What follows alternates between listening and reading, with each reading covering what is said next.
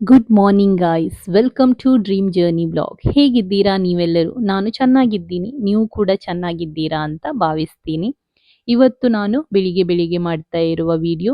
ನಾನು ಆಲ್ರೆಡಿ ವಾಕಿಂಗಿಗೆ ಹೋಗಿ ಬಂದು ಆಗಿದೆ. ಈಗ ನಾನು ಮಾರ್ನಿಂಗ್ ಇವತ್ತು ಚಿಕನ್ ಸಾಂಬಾರ್ ಮಾಡ್ತಾ ಇದ್ದೀನಿ. Green chicken curry. ಮೊನ್ನೆ ಮಾಡಿದ್ದು ಒಳ್ಳೇದಾಗಿತ್ತು ಅಂತ ಹೇಳಿ ಇವತ್ತು ಕೂಡ ಮಾಡೋಣ ಅಂತ ಅನ್ಕೊಂಡ್ವಿ. ಸ್ವಲ್ಪ ತಲೆನೋವು ತರ ಅನಿಸ್ತಾ ಇತ್ತು, ಅದಕ್ಕೆ ತಲೆಗೆ ಸರಿ ಎಣ್ಣೆ ಹಾಕಿ ಒಳ್ಳೆ ಜಡೆ ಹಾಕೊಂಡಿದ್ದೀನಿ.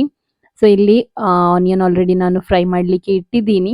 ನಾನು ಗ್ರೇವಿಗೆ ಬೇಕಾದದ್ದನ್ನೆಲ್ಲ ನೈಟ್ ಅಲ್ಲಿಯೇ ರೆಡಿ ಮಾಡಿ ಇಟ್ಟಿದ್ದೆ, ಮಾರ್ನಿಂಗ್ ಅಲ್ಲಿ ಟೈಮ್ ಸಿಗಲ್ಲ ಅಂತ ಹೇಳಿ. ನಾನು ಯಾವತ್ತೂ ಕೂಡ ಕಟಿಂಗ್ ಮಾಡ್ತಾ ಮಾಡ್ತಾ ಒಲೆಯಲ್ಲಿ ಇಟ್ಟು ಕೂಡ ಆಗತ್ತೆ, ಸ್ವಲ್ಪ ಸ್ಪೀಡ್.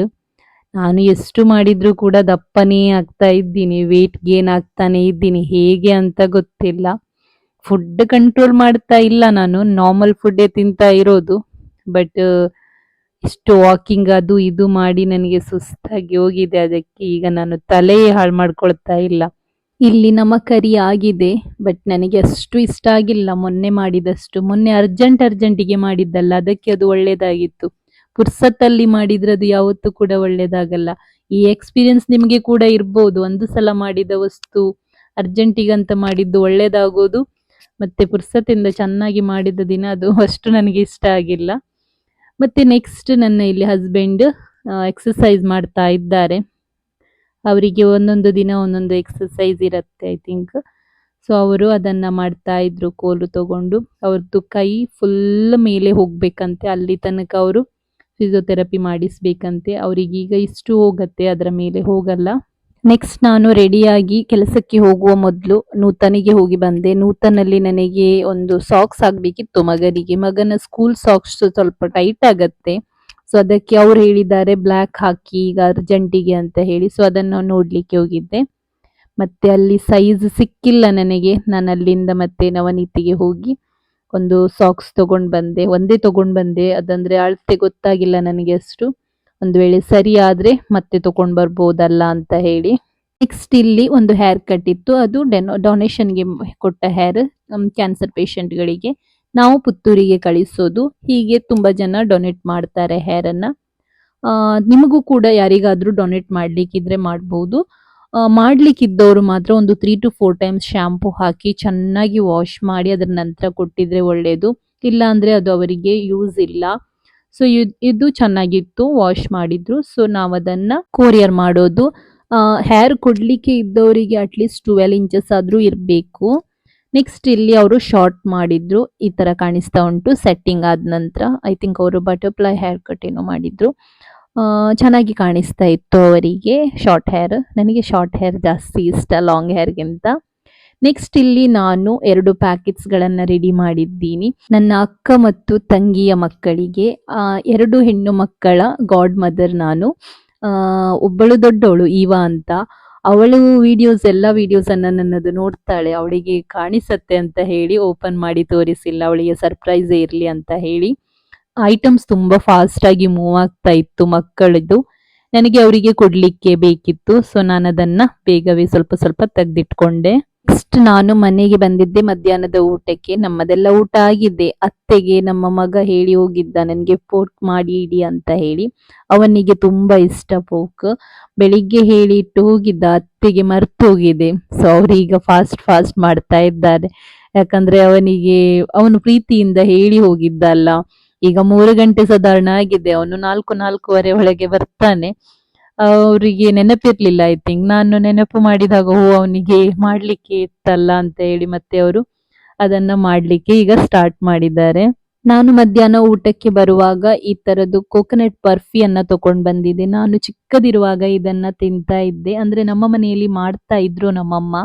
ನಮ್ಮ ತಾಯಿ ಮನೆಯಲ್ಲಿ ಕೋಕೋನಟ್ ತುಂಬಾ ಆಗತ್ತೆ. ಆಗ ಮಾತ್ರ ನಾವು 4 ಜನ ಮಕ್ಕಳು ಲೆಕ್ಕ ಮಾಡಿ ಕೊಡೋದು ಹಾಗೆ ಇತ್ತಲ್ಲ. ಬಟ್ ಆ ಲೈಫ್ ಒಂದು ಖುಷಿ ಲೈಫೇ. ಈಗ ನನಗೆ ಇದು ಕಾಣಿಸಿತು. ಸೊ ನನಗೆ ಇದು ನಾನು ಸೆಕೆಂಡ್ ಟೈಮ್ ತರೋದು, ಇನ್ನು ತರಬಾರ್ದು, ಸ್ವೀಟ ತುಂಬಾ ಆಗತ್ತೆ ಅಂತ ಹೇಳಿ.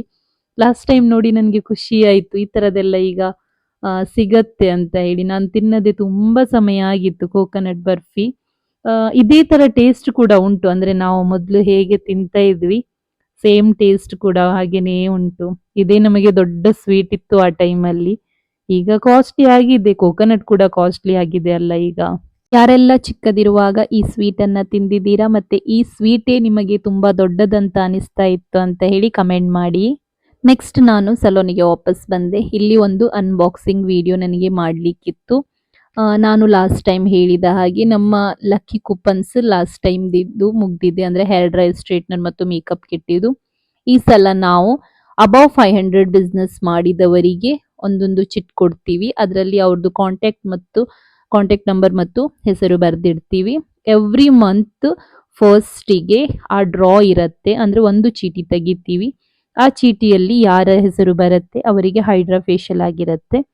ಸೊ ಅದರ ಆ್ಯಡ್ ಅನ್ನ ನಾನು ಹಾಕ್ಲಿಕ್ಕೆ ಇಲ್ಲಿ ಬೋರ್ಡ್ ಅನ್ನ ಮಾಡಿಸಿದ್ದೆ. ಲಾಸ್ಟ್ ಟೈಮ್ ಇದು ನನಗೆ ಅಷ್ಟು ಇಷ್ಟ ಆಗಿರ್ಲಿಲ್ಲ ಬೋರ್ಡು, ಸೊ ನಾನು ಈ ಸಲ ಈ ತರ ಮಾಡಿಸಿದ್ದೆ. ಟೋಟಲ್ 6 ಡ್ರಾ ಉಂಟು, ಸೊ 6 ಹೈಡ್ರಾ ಫೇಶಿಯಲ್ ಫ್ರೀ ಆಗುತ್ತೆ. ನೋಡೋಣ ಯಾರಿಗೆ ಲಕ್ ಅಂತ. ನೆಕ್ಸ್ಟ್ ಬಂದು ನಾವು ಇಲ್ಲಿ ಡಾನ್ಸ್ ವಿಡಿಯೋ ಮಾಡಲಿಕ್ಕೆ ಪ್ರಾಕ್ಟೀಸ್ ಮಾಡ್ತಾ ಇದ್ವಿ. ಒಂದು ತಪ್ಪಿದ್ರೆ ಒಬ್ಬರು ತಪ್ಪಿದ್ರೆ ಒಬ್ಬರು, ಇದೇ ಕೆಲಸ ನಮಗೆ. ಒಂದು ವಿಡಿಯೋ ಮಾಡ್ಲಿಕ್ಕೆ 2-3 ದಿನ ಬೇಕು ನಮಗೆ. ಅದರ ಮಧ್ಯದಲ್ಲಿ ಕಸ್ಟಮರ್ಸ್ ಬರೋದು, ಅದು ಕ್ಲೈಂಟ್ಸ್ ಬಂದಾಗ ಎಲ್ಲ ಚೇರ್ಸ್ ಅನ್ನ ಮತ್ತೆ ಒಟ್ಟಿಗೆ ಇಡೋದು, ತುಂಬಾ ಹಾರ್ಡ್ ವರ್ಕ್ ಮಾಡಿ ಮಾಡೋದು. ಒಂದೊಂದು ಸಲ ಲೈಕ್ಸ್ ಕೂಡ ಬರಲ್ಲ ಜಾಸ್ತಿ, ಆಗ ತುಂಬಾ ಬೇಜಾರಾಗತ್ತೆ. ಇದರ ವಿಡಿಯೋ ನಾನು ಆಲ್ರೆಡಿ ಹಾಕಿದ್ದೀನಿ, ಪ್ಲೀಸ್ ಹೋಗಿ ಚೆಕ್ ಮಾಡಿ ಮತ್ತೆ ಲೈಕ್ ಮಾಡಿ. ಎಲ್ಲರಿಗಿಂತ ಜಾಸ್ತಿ ಕಷ್ಟ ಆಗೋದು ನನಗೆ ತಲೆಗೆ ಹೋಗಲ್ಲ. ಈ ಮೊದಲು ಕೂಡ ಹೇಳಿದ್ದೀನಿ ನಾನು, ಒಂದು ಡಾನ್ಸ್ ಕಲೀಲಿಕ್ಕೆ ಫಸ್ಟ್ ಆಫ್ ಆಲ್ ಟೈಮ್ ಬೇಕಾಗತ್ತೆ. ಅದರಲ್ಲಿಯೇ ಕ್ಲೈಂಟ್ಸ್ ಬಂದು ಈ ವಿಡಿಯೋ ಮಾಡ್ಬೇಕಂತ ಹೇಳಿ 6 ದಿನ ಏನೋ ಆಯ್ತು. ಮೊನ್ನೆ ಏನೋ ಅಪ್ಲೋಡ್ ಮಾಡಿದ್ದೀವಿ ಎಟ್ ದ ಎಂಡ್. ಅದಕ್ಕೆ ಮುಹೂರ್ತವೇ ಬರ್ತಾ ಇರ್ಲಿಲ್ಲ ಅಂತ ಹೇಳ್ಬೋದು, ಅಷ್ಟು ಡಿಲೇ ಆಗಿದೆ. ನೆಕ್ಸ್ಟ್ ಇಲ್ಲಿ ನಿರೋಷಾ ಈಗ ಸಾರಿಗೆ ಬಂದು ರೀಚ್ ಆಗಿದ್ದಾಳೆ. ಸಾರಿ ಪ್ರಾಕ್ಟೀಸ್ ಮುಗೀತು ಅವಳದು, ಇದು ಲಾಸ್ಟ್ ಸೀರೆ. ಸಾರಿ ಸ್ವಲ್ಪ ಡಿಲೇ ಟೈಮ್ ತಗೊಂಡ್ಲು, ಯಾಕೆ ಗೊತ್ತಿಲ್ಲ. ಬಾಕಿ ಎಲ್ಲದರಲ್ಲಿ ಸ್ಮಾರ್ಟ್ ಇದ್ದಾಳೆ ಅವಳು, ಸೀರೆಯಲ್ಲಿಯೇ ಸ್ವಲ್ಪ ಟೈಮ್ ತಗೊಂಡ್ರು, ಬಟ್ ತಗೊಂಡ್ರು ಸಹ ಕ್ಲಿಯರ್ ಆಗಿ ಕಲ್ತಿದ್ದಾರೆ. ಒಳ್ಳೆ ಉಡಿಸಿದ್ದಾಳೆ ಕೂಡ. ನಾನು ತುಂಬಾ ಓಲ್ಡ್ ಸಾರಿ ಕೊಡೋದು, ನಮ್ಮ ಅತ್ತೆದು ಒಂದು 30-40 ವರ್ಷದ್ದು ಸೀರೆ, ಆ ತರ ಸೀರೆ ಕೊಡೋದು ನನಗೆ. ಆ ತರದ್ದು ಒಂದು ಸಾಧಾರಣ 8-9 ಸೀರೆಯನ್ನು ಅವರು ಮಾಡಿ ತೋರಿಸಿದ ನಂತರ ಅವರಿಗೆ ಬರತ್ತೆ ಅಂತ ಅರ್ಥ. ಹಾಗೆ ನನ್ನದು, ನಾನು ಹೊಸ ಸೀರೆ ಮುಟ್ಲಿಕ್ಕೆನೆ ಕೊಡಲ್ಲ. ರೀಸನ್ ಅಂದ್ರೆ ಹೊಸ ಸೀರೆಯಲ್ಲಿ ಚಂದ ಬಾರ್ಡರ್ ಬರುತ್ತೆ, ಈಸಿ ತೆಗೆದುಕೊಳ್ತಾರೆ. ತರ ಹಳೆ ಸೀರೆಗಳಲ್ಲಿ ಪ್ರಾಕ್ಟೀಸ್ ಮಾಡ್ಲಿಕ್ಕೆ ಕೊಟ್ಟಿದ್ರೆ ನಿದ್ದೆಯಲ್ಲಿ ಸಹ ಸೀರೆಗೆ ಪಿನ್ನಿಂಗ್ ಮಾಡ್ಬೋದು. ಯಾವ ಸೀರೆ ಆದ್ರೂ ಸಹ ಪಿನ್ನಿಂಗ್ ಮಾಡ್ಬೋದು. ಅದಕ್ಕೋಸ್ಕರ ನಾನು ತುಂಬಾ ಹಳೆ ಸೀರೆಗಳನ್ನು ಕೊಡೋದು. ಅದಕ್ಕಿಂತ ವರ್ಸ್ಟ್ ಮತ್ತು ರಫ್ ಸೀರೆಗಳನ್ನು ಕೂಡ ಕೊಟ್ಟಿದ್ದೀನಿ. ನೆಕ್ಸ್ಟ್ ನಮ್ಮ ಸ್ಟ್ಯಾಂಡ್ ರೆಡಿಯಾಗಿ ಬಂದಿದೆ. ಸ್ಟ್ಯಾಂಡ್ ತುಂಬಾನೇ ಫಾಸ್ಟ್ ಮಾಡಿ ಕೊಟ್ಟಿದ್ದಾರೆ, ತುಂಬಾ ಒಳ್ಳೇದಾಗಿದೆ. ಅವ್ರದ್ದು ನಿನ್ನೆನೆ ಆಗಿತ್ತಂತೆ, ಬಟ್ ಅವರಿಗೆ ತಂದು ಕೊಡ್ಲಿಕ್ಕೆ ಆಗಿಲ್ಲ ಏನೋ ಹೇಳಿದ್ರು. ಮಾತ್ರ ತುಂಬಾ ಫಾಸ್ಟ್ ಮಾಡಿ ಕೊಟ್ಟಿದ್ದಾರೆ. 7 ಫೀಟ್ ಅಬೌವ್ ಉಂಟಂತ ಅನಿಸ್ತದೆ ನನಗೆ ಅದು. ತುಂಬಾ ಒಳ್ಳೇದಾಗಿದೆ. ಈಗ ಅದನ್ನ ಇಡ್ಲಿಕ್ಕೆ ಸ್ಟಾರ್ಟ್ ಮಾಡ್ಬೇಕು. ಒಳ್ಳೇದಾಯ್ತು. ಎಷ್ಟು ಸಲ ತೆಗಿಯೋದು ಇಡೋದು ಒಂದೇ ಕೆಲಸ ನಮಗೆ. ಕಷ್ಟ ಆಗ್ತಾ ಇತ್ತು. ಒಂದು ತೆಗಿಲಿಕ್ಕೆ ಹೋಗಿದ್ರೆ 10 ಬೀಳೋದು ಅಥವಾ ಯಾವುದು ಕೂಡ ಸಿಗದೆ ಇರೋದು, ಇದೇ ಆಗಿತ್ತು. ಸೊ ಈ ತರ ಹುಕ್ಸ್ ಮಾಡಿ ಕೊಟ್ಟಿದ್ದಾರೆ. ತುಂಬಾ ಹೈಟ್ ಕೂಡ ಉಂಟು, ಅದರಿಂದ ನೋಡ್ಬೇಕು. ನಮ್ಮ ಸ್ಟಾಫ್, ಸ್ಟೂಡೆಂಟ್ ಎಲ್ಲ ಹೈಟ್ ಇಂದ ಕಡಿಮೆನೆ.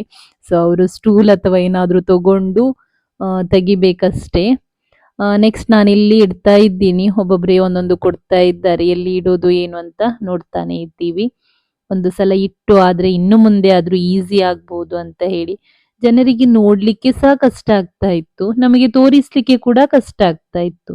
ಈಗ ಎಲ್ಲ ಇಟ್ಟು ಆಗಿದೆ, ಈ ತರ ಕಾಣಿಸ್ತಾ ಉಂಟು. ಸ್ಟ್ಯಾಂಡ್ ತುಂಬಿದೆ, ಆದ್ರೂ ಕೂಡ ಬಾಕ್ಸ್ ಅಲ್ಲಿ ಇಟ್ಟಿದ್ದೀವಿ. ರೀಸನ್ ಅಂದ್ರೆ ಕ್ಲಿಪ್ಸ್ ತುಂಬಾ ಇದೆ. ಸೊ ಆ ಕ್ಲಿಪ್ಸ್ ಗಳನ್ನ ಹ್ಯಾಂಗ್ ಮಾಡ್ಲಿಕ್ಕೆ ಕಷ್ಟ ಆಗ್ತಾ ಇತ್ತು. ಸೊ ನಾವು ಒಂದೊಂದು ಕ್ಲಿಪ್ಸ್ ಅನ್ನ ಇಟ್ಟು ಜಸ್ಟ್ ಫಾರ್ ದ ಕಲರ್ಸ್, ಎಲ್ಲ ಕಲರ್ಸ್ ಬಾಕ್ಸ್ ಅಲ್ಲಿ ಇಟ್ಟಿದ್ದೀವಿ. ಬಾಕಿ ಎಲ್ಲ ಹೀಗೆ ಇಟ್ಟಿದ್ದೀವಿ. ಇಲ್ಲಿ ನೀರಿನ ಬಾಟಲ್ ಅಂದ್ರೆ ವಾಟರ್ ಕ್ಯಾನ್ ಇತ್ತು, ಅದನ್ನ ತೆಗೆದು ಆ ಸೈಡ್ ಇಟ್ಟಿದ್ದೀವಿ. ನಾವು ಗೌನ್ ಕೂಡ ಕೊಡ್ತೀವಿ ರೆಂಟಿಗೆ, ವೈಟ್ ಗೌನ್ಗಳು. ಇಂಟ್ರೆಸ್ಟ್ ಇದ್ದವರು. ವೈಟ್ ಗೌನ್ ನನ್ನದು ಹೊಸದೇ, ಬಟ್ ನಾನು ವೈಟ್ ಕ್ಲಾತಿಂಗ್ ಕವರ್ ಹಾಕಿದ್ದೆ ಫಸ್ಟ್.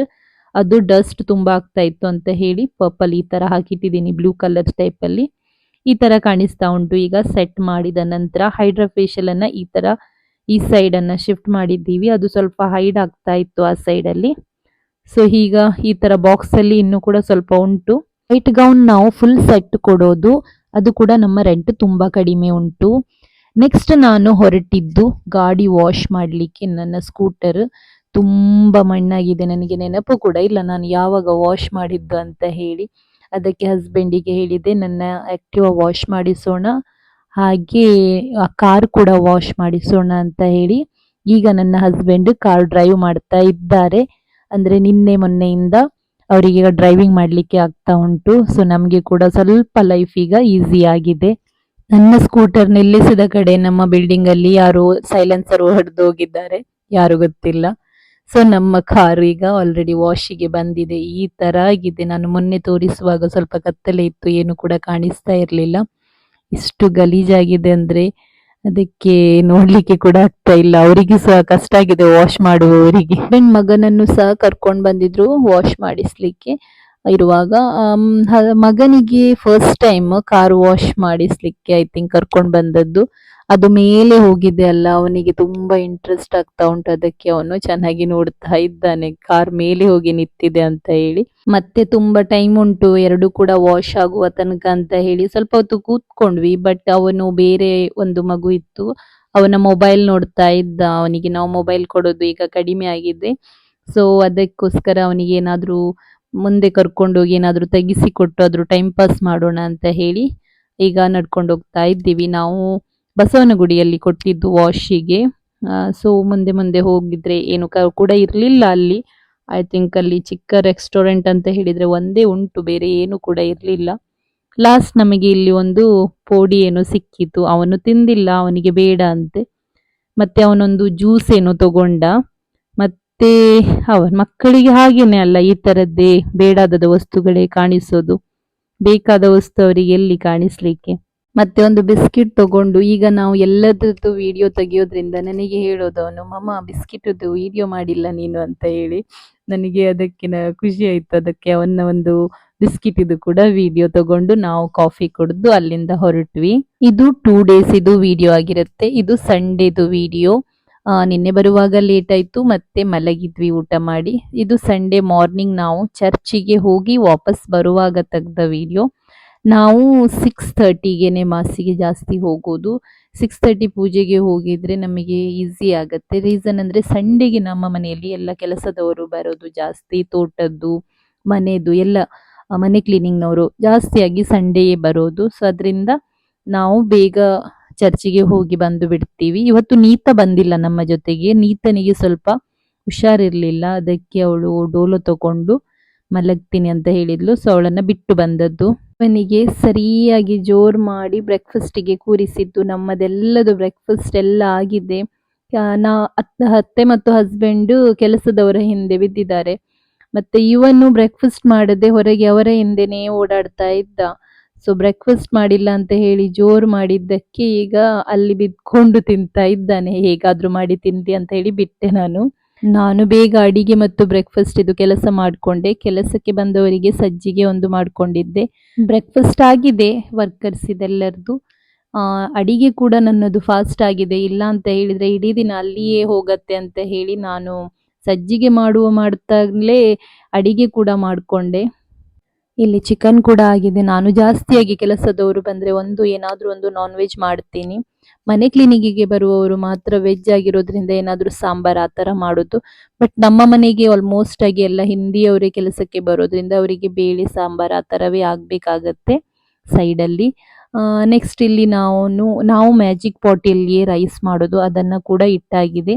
ನೆಕ್ಸ್ಟ್ ಬಂದು ನಮ್ಮ ಇಂಡಿಯನ್ ಮೆಂಟಾಲಿಟಿಯವರು ನಿನ್ನೆದು ಬಿಸಿ ಮಾಡೋದು. ಏನಾದ್ರೂ ಇದ್ದದನ್ನ ನಾವು ಇಂಡಿಯನ್ ಮೆಂಟಾಲಿಟಿಯವರು ಬಿಡೋದಲ್ಲ ಅಲ್ಲ, ಅದನ್ನ ಬಿಸಿ ಮಾಡಿ ಹೇಗಾದ್ರೂ ಮಾಡಿ ಮುಗಿಸೋದು. ಸೊ ಅದನ್ನ ಲಾಸ್ಟ್ ರೌಂಡಿಗೆ ಇಟ್ಟಿದ್ದೀನಿ. ನಾನು ಬೇಗ ಬೇಗ ಮಾಡ್ತಾ ಇರುವ ಕಾರಣ ಏನಂದ್ರೆ ನನಗೆ ಮಗನಿಗೆ ಕ್ರಿಕೆಟ್ ಮ್ಯಾಚಿಗೆ ಕರ್ಕೊಂಡು ಹೋಗ್ಲಿಕ್ಕೆ ಉಂಟು. ನನಗೆ ಅಷ್ಟು ಕ್ರಿಕೆಟ್ ಇದು ಇಂಟ್ರೆಸ್ಟ್ ಇಲ್ಲ. ಅವನು ಮಾತ್ರ ಪಾಪ ಸಂಡೇ ಆಗಿ ಕೂಡ ಮನೆಯಲ್ಲೇ ಕುತ್ಕೊಳ್ಬೇಕಲ್ಲ ಅಂತ ಹೇಳಿ ಹೇಗಾದ್ರೂ ಮ್ಯಾಚ್ ನಡೀತಾ ಉಂಟು, ಒಂದು ಸ್ವಲ್ಪ ನೋಡಿ ಬರ್ಲಿ ಅಂತ ಹೇಳಿ ಅವನನ್ನ ಕರ್ಕೊಂಡೋಗಿದ್ದು. ಹಸ್ಬೆಂಡ್ ಅವ್ರ ಜೊತೆಗೆ ಕೆಲಸ ಮಾಡ್ತಾ ಇರೋದ್ರಿಂದ ಅವರಿಗೆ ಹೇಗಾದ್ರೂ ಬರ್ಲಿಕ್ಕೆ ಆಗ್ಲಿಕ್ಕಿಲ್ಲ ಅಂತ ಹೇಳಿ ನಾನೇ ಕರ್ಕೊಂಡು ಬಂದಿದ್ದು ರೆಡಿ ಮಾಡಿ. ಮ್ಯಾಚ್ ಇದ್ದದ್ದು ಚರ್ಚ್ ಗ್ರೌಂಡ್ ಅಲ್ಲಿ. ಸೊ ನಾನು ಇಲ್ಲಿ ಅವನಿಗೆ ಕರ್ಕೊಂಡು ಬಂದಿದ್ದೀನಿ. ನನಗೆ ಸ್ವಲ್ಪ ಡೌಟ್ ಇತ್ತು ಅವನು ಕೂತ್ಕೊಳ್ಳೋದು, ಮಕ್ಕಳು ಒಂದು ಕಡೆ ಕೂತ್ಕೊಳ್ಳೋದು ತುಂಬ ಕಡಿಮೆ ಅಲ್ಲ, ಅದರಲ್ಲಿ ಕೂಡ ಕ್ರಿಕೆಟ್ ಸ್ವಲ್ಪ ದೂರದಿಂದ ನೋಡ್ಬೇಕಲ್ಲ ಅಂತ ಹೇಳಿ ಡೌಟ್ ಇತ್ತು. ಅದು ನೋಡಿದ್ರೆ ಅವನು ಕೂತ್ಕೊಂಡಿಲ್ಲ. ನಾವೊಂದು ಸರಿ ಅಂದ್ರೆ ಒಂದು 15ರಿಂದ 20 ನಿಮಿಷ ಕೂತಿದ್ದು ಕೂಡ ಡೌಟಾ ಅಂತ. ಮತ್ತೆ ಇವನು ಮೊಬೈಲ್ ಕೇಳಲಿಕ್ಕೆ ಸ್ಟಾರ್ಟ್ ಮಾಡಿದ್ದ. ನಾನು ಕೊಟ್ಟಿಲ್ಲ ಅಂತ ಹೇಳಿ ಬೇರೆ ಮಕ್ಕಳು ನೋಡ್ತಾ ಇರೋದನ್ನ ನೋಡ್ಲಿಕ್ಕೆ ಸ್ಟಾರ್ಟ್ ಮಾಡಿದ. ಮತ್ತೆ ಆಗ್ಲಿಕ್ಕಿಲ್ಲ ಅಂತ ಹೇಳಿ ಒಂದು 10-15 ನಿಮಿಷ ಕೂತಿದ್ದಷ್ಟೇ. ಮತ್ತೆ ಬಾ ಹೋಗೋಣ ಅಂತ ಹೇಳಿದೆ. ಹೋಗ್ಲಿಕ್ಕೆ ಕೂಡ ರೆಡಿ ಇಲ್ಲ. ಮತ್ತೆ ಅಲ್ಲಿ ಒಂದು ಜ್ಯೂಸ್ ಇದ್ದು ಗಾಡಿ ಇತ್ತು. ನಾನು ನೋಡಿ ನಿನಗೆ ಅಲ್ಲಿ ಜ್ಯೂಸ್ ತೆಗಿಸಿ ಕೊಡ್ತೀನಿ ಬಾ ಅಂತ ಹೇಳಿ ಕರ್ಕೊಂಡು ಹೇಗಾದ್ರೂ ಮಾಡಿ ಬಂದೆ. ಅಲ್ಲಿ ಕೂರಿಸಿ ಇಟ್ಟಿದ್ದೀನಿ. 2 ಜ್ಯೂಸ್ ಹೇಳಿ ಈಗ ಅವನಿಗೆ ಒಂದು ನನಗೆ ಒಂದು ಕುಡ್ದು ಮತ್ತೆ ಮನೆಗೆ ಹೋಗೋದು. ಸುಮ್ಮನೆ ಬಂದಾಗೆ ಆಯ್ತು. ಅವನಿಗೆ ಅಷ್ಟು ಇಂಟ್ರೆಸ್ಟ್ ಇಲ್ಲ, ಬಟ್ ಇಟ್ಸ್ ಓಕೆ. ಅವನಿಗೆ ಒಂದು ಸ್ವಲ್ಪ ಔಟಿಂಗ್ ಆದಾಗೆ ಆಯ್ತಲ್ಲ. ಸೊ ಗೈಸ್, ನೋಡಿದ್ವಿ ನೀವು ಏನೆಲ್ಲ ಮಾಡಿದ್ವಿ ನಾವು ಅಂತ ಹೇಳಿ. ಇವತ್ತಿನ ದಿನ ಸ್ವಲ್ಪ ಮನೆಯಲ್ಲಿಯೇ ಆಯಿತು. ಬೇರೆ ಏನು ಕೂಡ ಎಲ್ಲಿ ಹೋಗಲಿಕ್ಕೆ ಜಾಸ್ತಿ ಸಿಕ್ಕಿಲ್ಲ. ಸಂಡೇ ಆಗಿ ಹಾಗೆ ಇವತ್ತು 3 ಜನ ವರ್ಕರ್ಸ್ ಇರೋದ್ರಿಂದ ಸ್ವಲ್ಪ ಕಷ್ಟ ಆಯಿತು, ಅದಕ್ಕೋಸ್ಕರ. ಇಲ್ಲಾಂದರೆ ನಾವು ಮಗನನ್ನು ಪಾರ್ಕಿಗೆ ಕರ್ಕೊಂಡು ಹೋಗ್ಬೇಕಂತ ಇದ್ವಿ. ಡೌಟ್ ಮತ್ತೆ ಆಗಲಿಕ್ಕೆ ಈ ತಿಂಗಳಲ್ಲಿ ನಾವು ತಾಯಿ ಮನೆಗೆ ಹೋಗ್ಲಿಕ್ಕೆ ಉಂಟು. ಆಗಲೇ ಒಂದು ಔಟಿಂಗ್ ಆಗಬೇಕಂತ ಅನಿಸುತ್ತೆ ನನಗೆ. ಸೊ ಗೈಸ್, ನೀವು ನಮ್ಮ ವಿಡಿಯೋ ತುಂಬ ಇಷ್ಟಪಡ್ತಾ ಇದ್ದೀರಾ, ನನಗೆ ಖುಷಿ ಆಗುತ್ತೆ. ಇನ್ನು ಮುಂದೆ ವಿಡಿಯೋ ಮಾಡಲಿಕ್ಕೆ ಸಪೋರ್ಟ್ ಮಾಡಿ. ನಮ್ಮ ವಿಡಿಯೋ ನಿಮಗೆ ಇಷ್ಟ ಆದಲ್ಲಿ ಲೈಕ್ ಮಾಡಿ, ಶೇರ್ ಮಾಡಿ, ಕಮೆಂಟ್ ಮಾಡಿ, ಹಾಗೆ ಸಬ್ಸ್ಕ್ರೈಬ್ ಮಾಡಿ. Thank you so much.